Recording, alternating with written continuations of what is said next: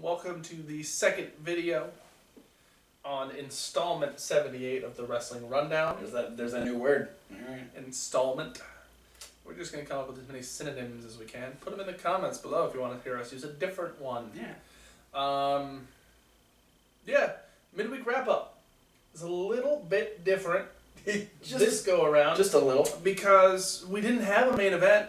No, The main event was a recap video of stuff talking about what title matches are going into the TLC pay-per-view. Which I can only hope means that we won't get any recaps on SmackDown tomorrow. That would be probably getting your hopes up. Probably.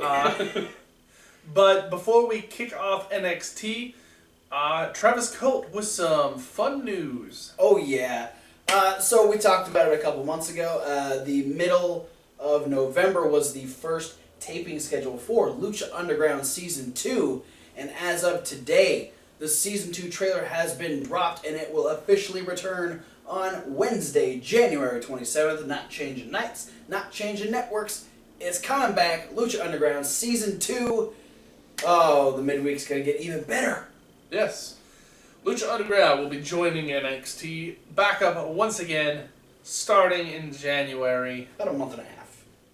So look forward to that. I am. Midweek wrap-up's getting a little bit longer, getting a little bit flippier. Yeah.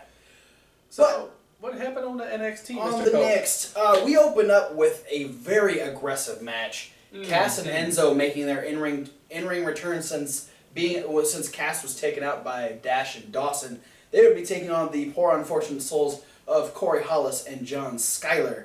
Yeah, the real story here, I think, is no introduction speech from Enzo. No, there was nothing. Yeah. This was all business. There was nothing fun about Enzo and Cass tonight. Yeah. They were strictly looking to make a statement and let Dash and Dawson know that they are coming for them next Wednesday at Takeover. And they did. They came for them. In In the form of beating up these two enhancement guys. Corey Hollis was in for most of the match, and he just got pummeled. Cass was hitting him hard. Yeah, and then John Skyler got tagged in.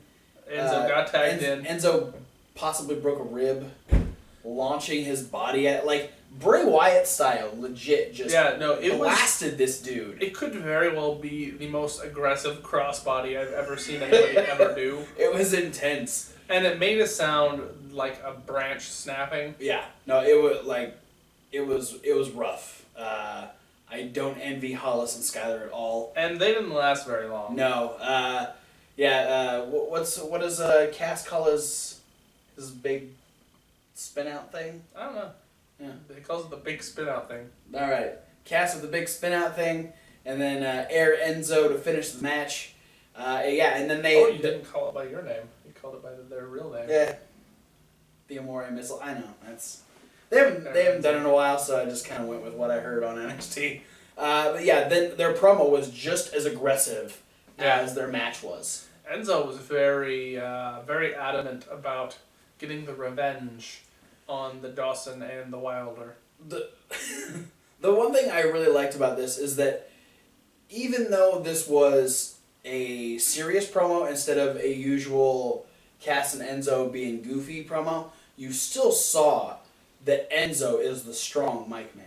Oh yeah, because his promo was just well, that ain't gonna change. No, I'm just saying I'm used to him being so funny, but to know that he can get down, he can get serious, and make you believe that he is out for blood, is really cool to see.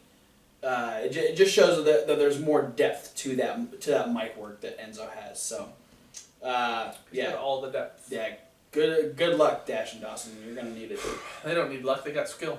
Well, we had Tom Phillips interviewing Dana and Emma, talking about Emma's match next week against Asuka at Takeover. Emma was very sure about herself. Yeah, and basically this whole thing was just a setup to let us know that they were going to come out and show up during Asuka's upcoming match. Which would be next, where she took on Deonna Purrazzo. This match didn't last very long either. A little aggressive for a bit, And then there was the attempt at a distraction by Dana and Emma as Emma's music played. They walked out. And Asuka just kind of stared at them the whole time, like. And then Deonna like spun her around, got roundhouse kicked, and knocked out.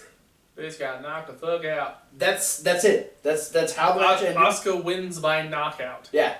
That doesn't happen very often. No. In WWE. Yeah.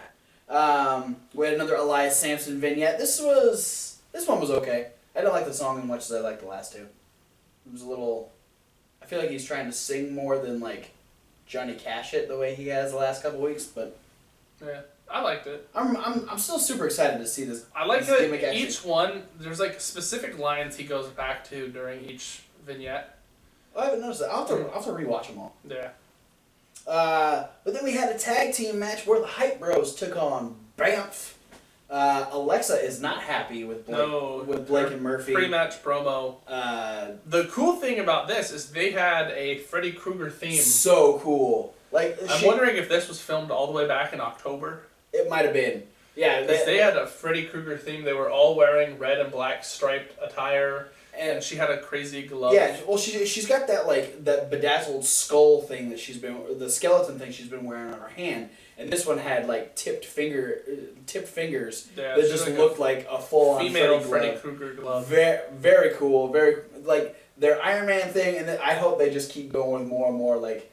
Movie yeah, I themes. think having themed attire for a stable is actually pretty neat. Yeah, very cool effect. It's like you get it a lot with tag teams. Yes. So once when you branch out with more than two people, it kind of a lot of the times kind of flubs by the wayside. Yeah. So having the manager also theme up with the team is neat. And yeah, short. So she's upset because the last time the three of them went against Hype Bros and Bailey. Blake and Murphy lost it, even though Alexa was trying to take Bailey away from the match. They still lost, and so they're looking to avenge that loss by beating the Hype Bros 2-on-2.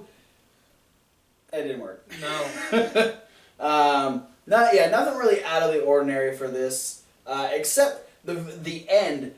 Murphy decides to take like this fucking ridiculous bump on the outside. He gets tossed over the top rope and just like flails all the way down and smacks the outside really fucking hard. Like he gave no fucks on that end. No fucks. But why would you give fucks? There's Alexa Bliss to help you. That's true. And if she's helping me, yeah, I'm taking all the bumps. He called her babe a couple times and I went, oh man, I'm so jealous of you right now.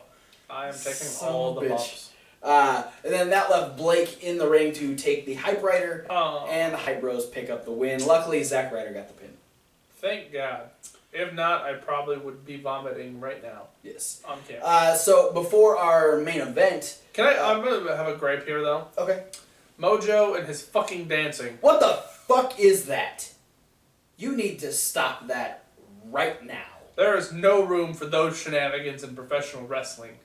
This is why people don't like you. By the way, Full Sail, why do you like him? Is it because he's with Zack Ryder?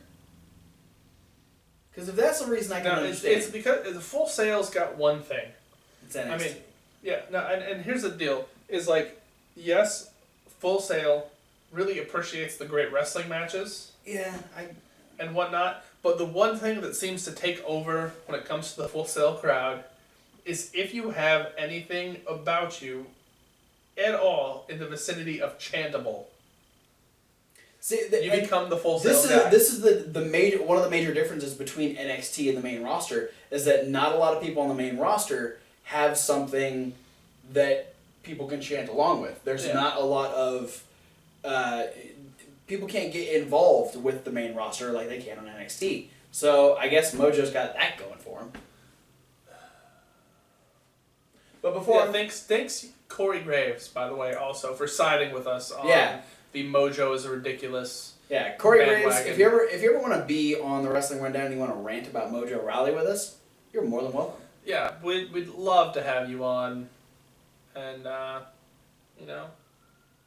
just go off on people you don't like, because I know you and I share a lot of these people. Yeah. Okay, so before we had our main event, which was Baron Corbin and Samoa Joe taking on Apollo Crews and Finn Balor. Both teams kind of had backstage segments where they were talking about the match. Corbin and Joe's was more so about talking to their opponents as opposed to each other, letting them know that between this match and Takeover that they're coming out on top both times. They're gonna prove their dominance. Baron Corbin's looking to eliminate Apollo completely, and Joe's looking for that title. Whereas when we went to Finn and Cruz, Cruz was very like, hey, just want to let you know, hey, we got this match, and then after I take out Corbin, I'm coming after that title. He just kept poking at Finn Balor. Balor's like, what the fuck? Well, he's also talked about how the entire week from last week's NXT, he had been trying to call and get on the same page with Finn Balor, and Balor hadn't really been giving him anything. Yeah, Balor's got a title match. Chill the fuck out, alright? I don't know. Yeah, Cruz was very... Hey, well, Cruz made his intentions known last week.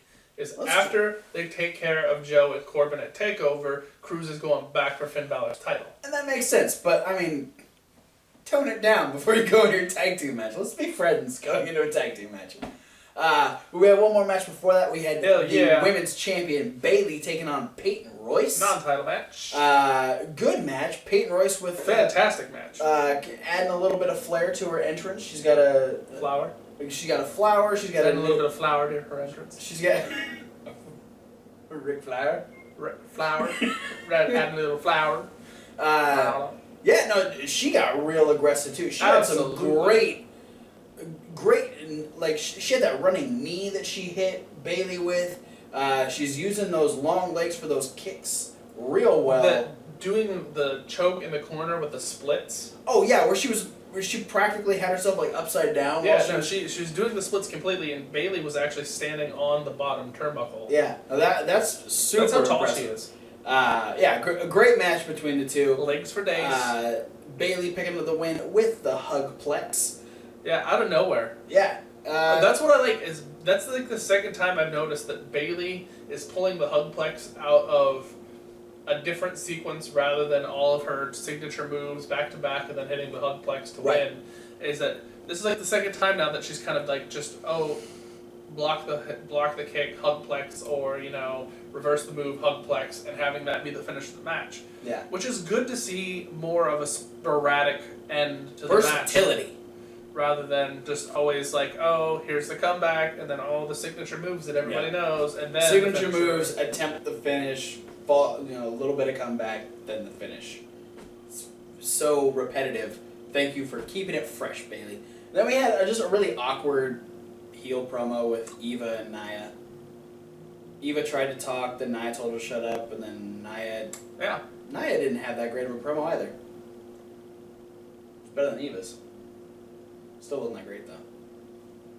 But anyway, then we had our main event tag team match. It made me feel like we didn't. Hang on. Nia wasn't that appreciative of the angle they're going towards. Like, it feels like she doesn't want to be alongside Eva Marie. And I can understand that, because I think it's going to be more of a hindrance than a help to her career. But at the same time, it's just like, Yeah. I mean, alright, let's get one thing straight. Tony, I'll agree that I'd want to be alongside Eva Marie, or under Eva Marie, or on top of Eva Marie. I'm okay with that. But Nia Jax was actually getting some cheers in her matches. Now, she's not getting heat because she is a heel. She's getting heat because she's with the shitty Eva Marie. Yeah. So, I mean... And I don't think it's going to be a beneficial heat. No, it's not. It's gonna go away as soon as they split up. Yeah, or I think the alliance has the potential to actually really be holding Nia Jax back. Oh, I agree. Yeah, absolutely. So we'll see where it goes after TakeOver. We'll have to find out. But we have our main event where Finn Balor and Apollo Crews take on Samoa Joe and Baron Corbin. This is very main roster-esque. Yes. Of like, oh, here's the main events, like the two big build matches of takeover. Let's put them into a tag team match. Yeah. Corbin looked really good in this match. I'm appreciating He's trying really hard. I appreciate where Corbin is going. He is doing a lot of great stuff. He's up in his game, and it's showing. He's really trying to push himself, and I like that. His little flip move and then the fist drop or dropping the forearm or whatever it is. It's awesome. I like that move. Keep doing that. But yeah, I mean, there was nothing too out of the ordinary for this match either. We got the big hot tag at the end where it was Joe and Balor, and Balor lost his footing at one point and tripped trying to go off the ropes. And for some reason, I think it was Byron, or no, it was Corey, he was trying to say that it was because of Joe. Yeah. Joe is so impressive that it makes you trip. His intimidation factor is just so high that it made Finn Balor trip. Yeah. Sure. But then, things start breaking down. We get Apollo Crews and Baron Corbin fighting on the outside. Mm-hmm. They end up fighting to the back.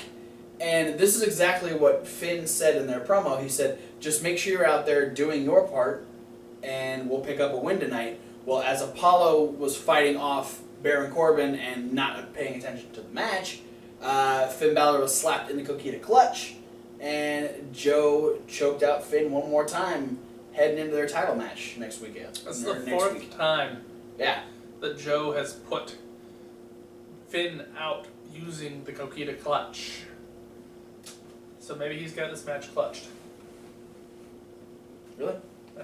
That's what you're going with? Yeah, maybe he's got it in the victory in his palms already. All right. Well, that was it for NXT. Let's talk about main event. We're gonna get right into NXT predictions. Heck, yes. It's a little bit different because we don't have a secondary thing to talk about, which we usually do, aka main event. So we're just gonna, combine the predictions video, which would have come later in the week. Yeah, this is gonna be an NXT video, strictly. So, except for the Lucha Underground activity. The announcement, so let's talk about some takeover. We got a Divas match that I'm really looking forward to. Emma, who's been one of my favorites, basically since I first saw her, against Asuka, who has been one of my favorites since I first saw her, way before WWE. Yeah. So I'm really excited to see what these guys can do in the ring, these girls can do in the ring. Mm-hmm. What I'm really hoping is the fact that a lot of the times when you have a rivalry that culminates at a pay-per-view or a takeover, it usually starts in a match, and there's a lot of incarnations of matches involved with the people in the match. Right. Like a lot of four-way matches or tag team matches that involve the people who are feuding with each other. Yeah.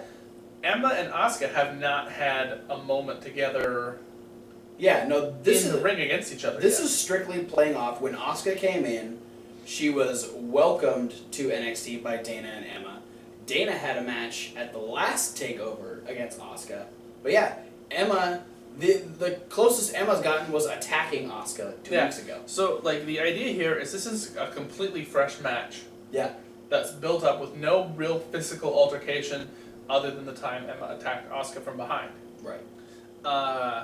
So what I'm really hoping is that these two have been really working together a lot and getting their chemistry down together really tight, and so they kind of blow the match out of the water, expectations out of the water as far as their match is concerned. Yeah, they've been probably putting in a lot of work at the Performance Center. That's what I'm hoping for. So who do you think is going to win?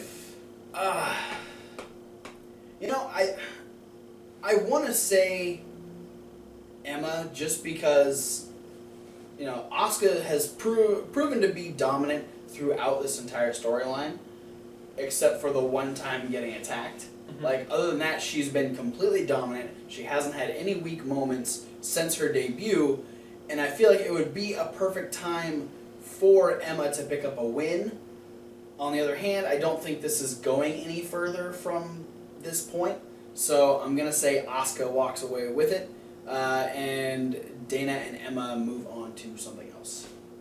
All right. Our colleague, who is not here, missing out because of some travel issues. Yeah, we got some flooding going on. Yeah, the Pacific Northwest has been hit with a lot of heavy rain recently. We got lots of water over here.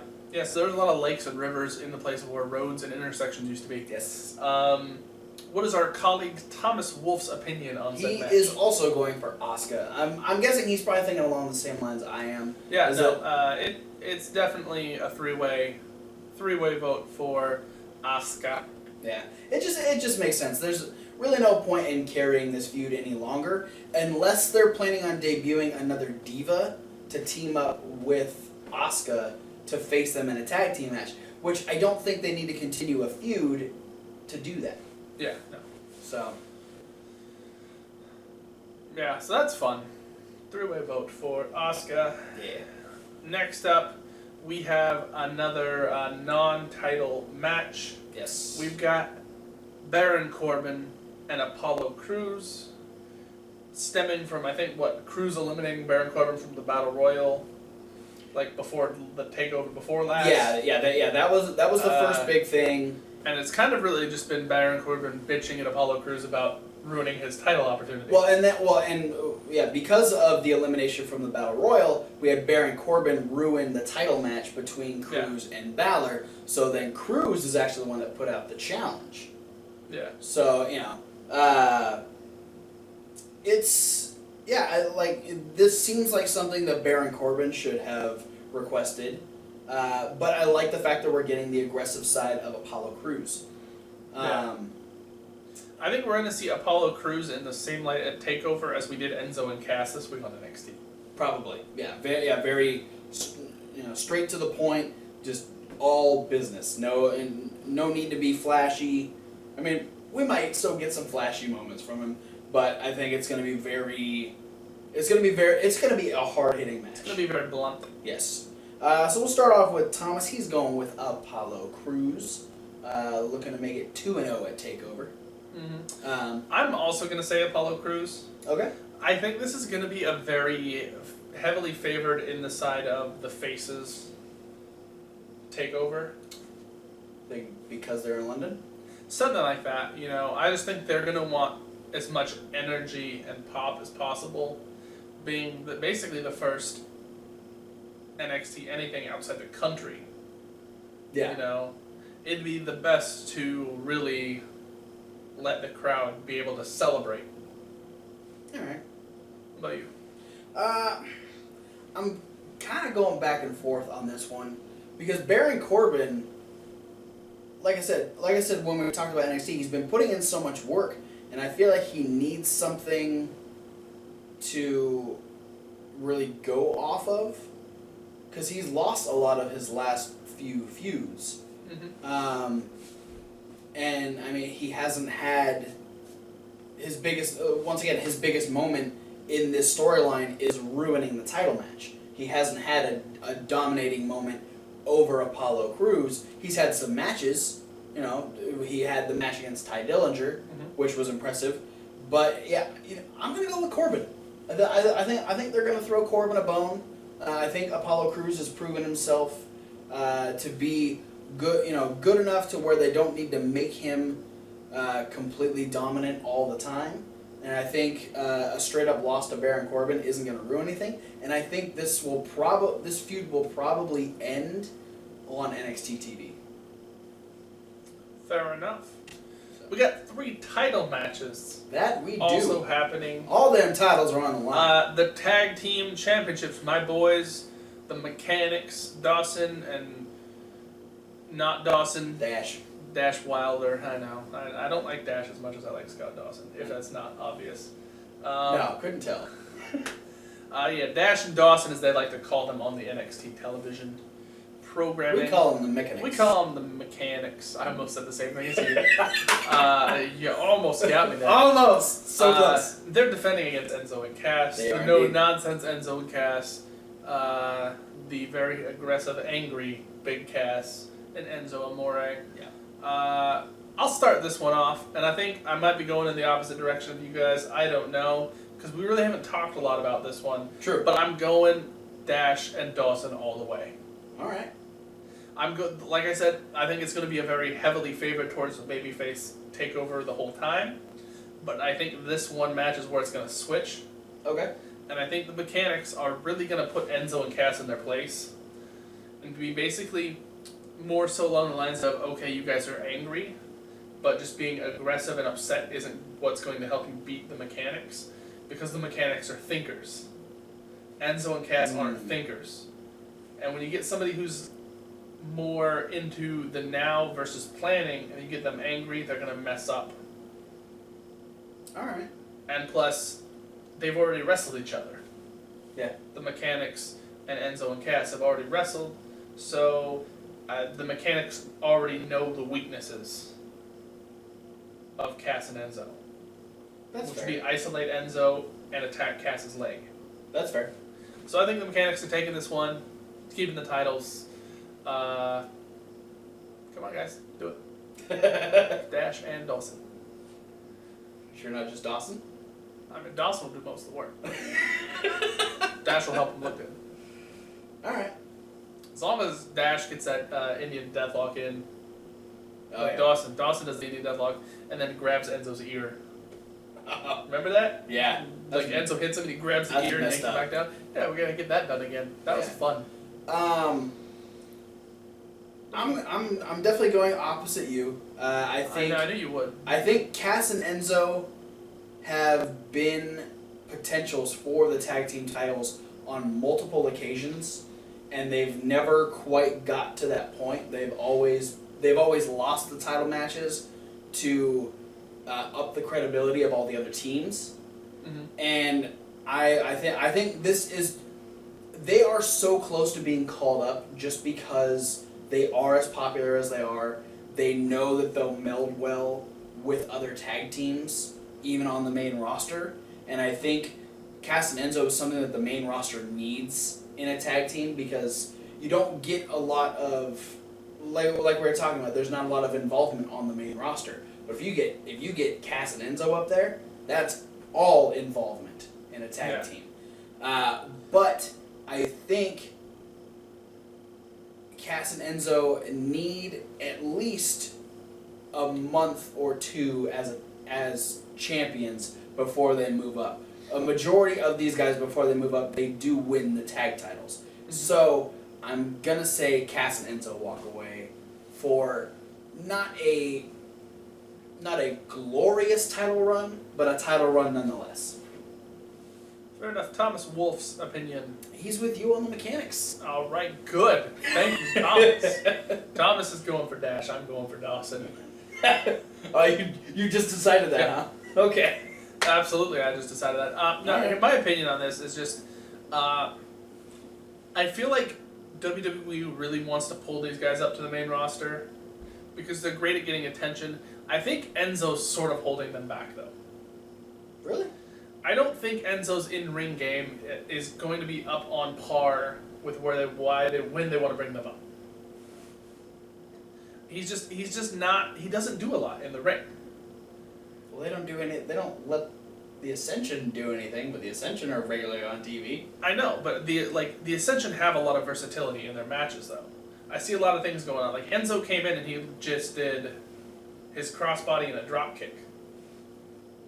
You know, it's good he's sticking to his strengths, but you know, he really lacks. I think what's going to eventually happen is Big Cass is going to end up being another big guy up on the main roster. I don't see. I don't want to see Cass go by himself. Yeah. I mean, I like Cass, and I'd be happy for him, but I think him and Enzo are just so tailor-made to be tag team that I really can't see them in any other light. Like, I mean, Then again, I thought the same thing about Bradshaw. So. With the same thing, though, with the fact that they're so popular together, I think it would be a mistake to bring one of them up without the other. I just think then maybe if that's the case, they're going to wait longer until Enzo's main roster ready. Alright. Because I see it as like, okay, they could maybe hold as a tag team on the main roster, but if Enzo's supposed to have a singles match with somebody and it's not supposed to be Enzo getting squashed, where's Enzo's real talents at? He needs to be more prominent in the ring before he can be guy up on the main roster. All right. Women's Championship matchup. Yeah. The champion Bayley is taking on her largest opponent to date, Nia Jax, the largest and potentially most difficult challenger she's had. Yes. Because let's face it, Alexa Bliss and Eva Marie, and Sasha, they're not very big people. No. Nia Jax is probably as big as any two of them paired together. Nia Jax is big people. Nia Jax is big people. It's kind of, she had Peyton Royce this week on NXT, and Peyton Royce is one of the bigger. Peyton Royce, and she hasn't gone against Billie Kay yet. No, and Peyton Royce is big in the fact that she's tall and she's muscular. Right. It's kind of moving in the right direction for her last match going into TakeOver. So, there's something going on there, but she struggled with Peyton Royce. Yeah. So Nia Jax looks like it could have Bayley's number. Yes. What's Thomas Wolfe saying? It's Thomas Wolfe. You know he's going. I know, for but Bayley. I have to say it. He loves his Bayley. He's going for Bayley. Mm-hmm. I'm also saying Bayley.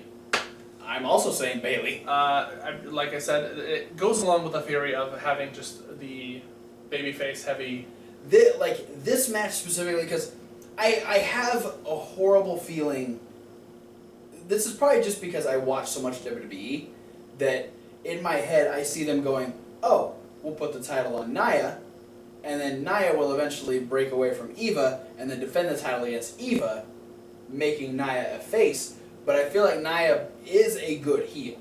She could be a great heel. Not necessarily with Eva, Tony, but I think the fact that Bayley is as popular as she is, this is going to be the big moment in this. They're in Wembley Arena, sold out Wembley. Bayley, this is going to be the biggest moment of the night, is when Bayley beats Nia Jax. The place is going to lose their fucking mind. Yeah. What I'm hoping comes of this is that Eva Marie will try and interfere at some point.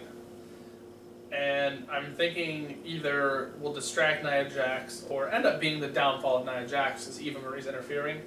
And then have Nia Jax in a storyline split away from Eva Marie but still maintain the heel role. Yeah. But basically up the ante by saying, oh hey, well, we're both bad guys, but I'm even worse. And maybe have Nia Jax attack Eva Marie in the way of saying, stay away from me. That just make her babyface. I know, but, being the heel who's bad enough that you even will mess up your heel partner, should make you healer. We can only hope. More heel-ish. So it's a three-way vote for Bayley. That's of course. Good going on. So we love our Bayley. Yeah, we're going to kind of come down to the main event, the NXT Championship. We're talking Samoa Joe trying to take the championship away from one Finn Balor. This is going to be a fantastic match. I think it's going to be good. I hope. The one thing that kind of is different going into this takeover is that Joe has his moments. Right. But comparing them to main events like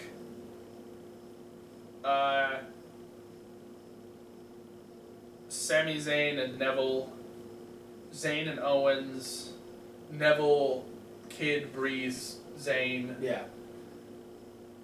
This match isn't going to be quite as fast-paced as we're used to the TakeOver main events being. I think this whole TakeOver is going to be way more physical than we've ever seen. This is there's going to be a lot more fights in these matches than we've seen, because there's been a lot of finesse in a lot of matches in past NXT takeovers. But this one, not only do you have a lot of larger competitors in these matches, but you have a lot more physical gimmicks in these matches as well. And Samoa Joe, obviously being one of the most physical people on the NXT roster, he's going to have to draw out that physicality from Finn Balor, and so you're going to get more. You're going to get heavy hitting Finn Balor as opposed to, what we're used to seeing against people like Sami Zayn and like Zayn or Neville and like Owens and people like that. He's going to be slowed down. There's going to be a lot of technicality in this match too. All right, who do you think's gonna win? I'm going with Finn Balor. Balor. No. Oh.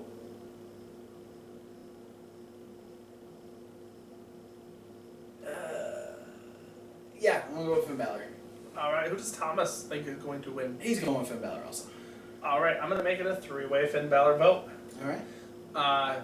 I'm calling it here. Balor's victory is going to come from a reversal of the Coquina Clutch. Oh. It's the move Joe has used to successfully put him out 4 times, building from last takeover to this takeover. He's going to back roll and pin him? Very possible. My guess is Balor would come up with something a little flashier. Okay.